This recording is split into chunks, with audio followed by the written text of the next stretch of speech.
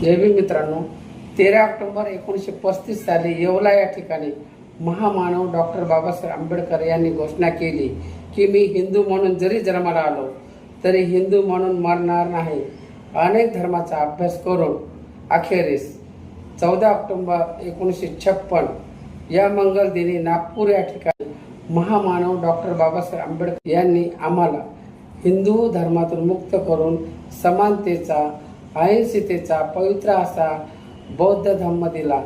या दिवशी हजारो अनुयायांसह महामानव डॉक्टर बाबासाहेब आंबेडकर यांनी आम्हाला बौद्ध धम्माची दीक्षा दिली. या बौद्ध धम्मात कुठल्याही प्रकारचा जातीभेद किंवा भेदभाव नाही. माझ्या सर्व बौद्ध बांधवास धम्मचक्र परिवर्तन दिनाच्या हार्दिक शुभेच्छा. जय भीम, नमो बुद्धाय.